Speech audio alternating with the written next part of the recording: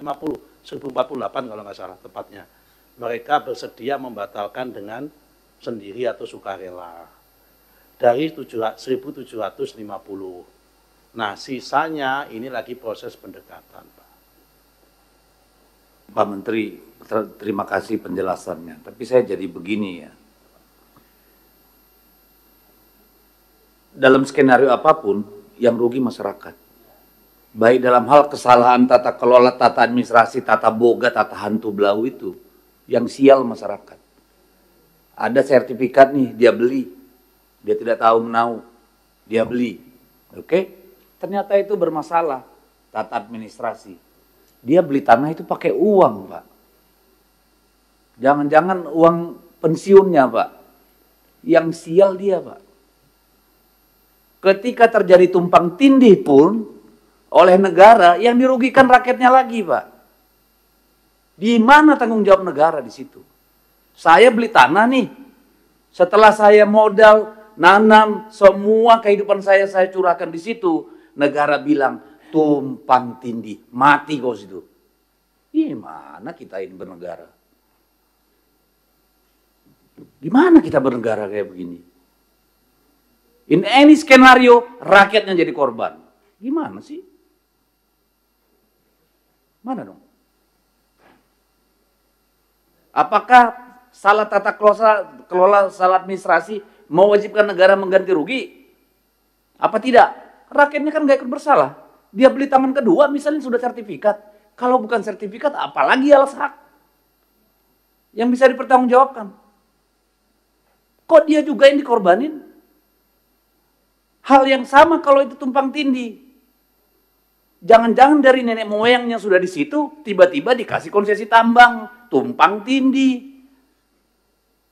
Itu terjadi loh di mana-mana. Ada kebun juga. Bapak, kita fokus Tesonilo, Pak.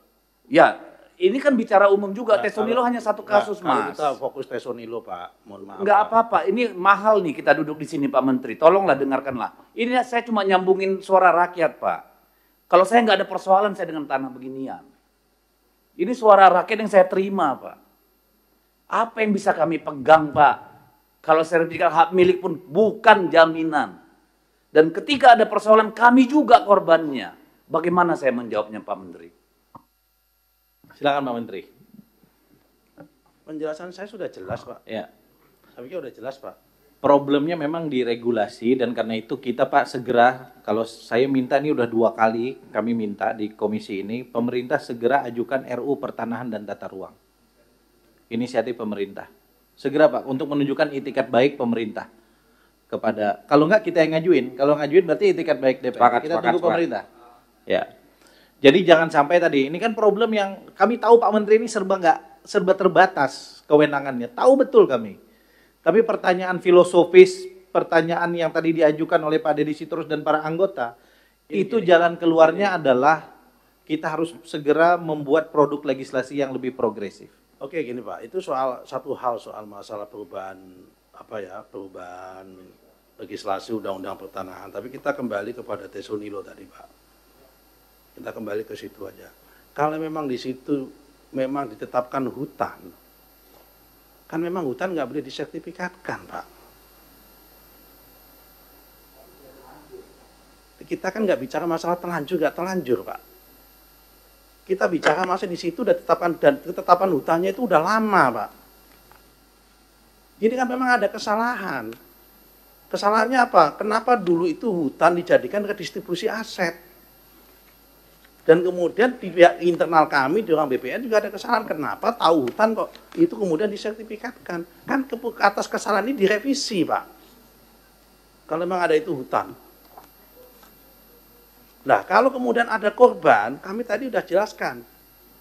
Mereka yang menjadi korban itu diminta, disarankan pemerintah dianjurkan untuk melakukan migrasi, Pak. Kita siapkan tempat pengganti. Ada gantinya, disiapkan oleh pemerintah. Yang dikoordinir oleh Pak Gubernur. Kami diminta untuk menyiapkan lahannya, Pak. Untuk itu, Pak. Jadi kalau memang itu sudah ditetapkan hutan, kemudian ada kesalahan, masa nggak kita koreksi? Memang itu hutan. Pak Menteri, mohon maaf kita tanya jawab jadinya. Saya cuma ingin menyampaikan betapa kacaunya tata kelola kita ini, Pak. Karena kayak tadi, urusan yang 28.000 desa itu bagaimana? Misalnya, itu ya. Lalu seperti di dapil saya juga, Pak. Sekolah masuk kawasan hutan ditinggal. Nggak sekolah tuh anak-anak, terjadi juga. Ya, yang begini-begini ini memang harus diberesin lewat kerangka hukum yang benar, Pak. Ini, mohon maaf Pak ya, kan tadi saya sudah sampaikan Pak, yang membuat peta hutan ini kan bukan ATR BPN Pak. Mohon izin Pak. Yang membuat, kok marahnya kepada Kita ngerti Pak Menteri, tapi kan kita bermitra hanya dengan Bapak. Dan Bapak kan sebagai eksekutif itu kan punya kesempatan ratas atau apapun tadi nota kesepemahaman. Makanya Pak, sekarang ini Pak, tadi saya menjawab pertanyaannya dari Pak Ketua tadi, kita sudah menjamin MOU Pak. Dan MOU ini satu persatu kita tangani Pak dengan kehutanan Pak. Pak Firko bisa cerita, Gorontalo, ini setiap Lampung, setiap 1 minggu ini 1 provinsi Pak. Kita tata satu persatu mudah-mudahan begini Pak. Bukan berarti kita nggak bekerja Pak. Cukup Pak Menteri. Ya kan? Nanti Pak Menteri sampaikan data-data itu, termasuk yang tadi kan ada 2 indikator. Jadi kalau memang sebelumnya yang disampaikan kayak Bang Deddy Sitorus, sebelumnya dia sudah punya SAM, misalnya 84 kayak di Gili Trawangan ya Pak ya. Tiba-tiba 2021 ditetapkan oleh Kementerian Kehutanan jadi kawasan hutan, nah itu kita pulihkan. Ya makanya case-nya kan beda-beda. Ya, Pak. itu yang kita pulihkan. Case-nya beda-beda, nanti kita telaah satu persatu Pak. Kebetulan kalau TCO Nilo memang lagi kami tangani saat ini, current isu lagi kami tangani, sedang memang ini, kami bisa langsung jawab Pak, kalau TCO Nilo Pak. Tapi kalau yang Gili Trawangan memang itu kita belum sampai sana. Tapi nanti pasti akan sampai sana Pak. Ya.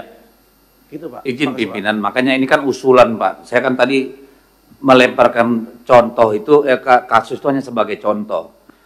Tadi kan saya di awal waktu pertanyaan saya bilang, Pak kalau bisa ini jangan hanya dengan Kementerian Kehutanan, tapi juga dengan Kementerian Pertambangan, Kementerian Dalam Negeri. Ya, kalau bisa jangan hanya MOU, tapi lebih tinggi dari itu, gitu loh. Kalau Pak Menteri tadi masih ingat apa yang saya sampaikan, makasih.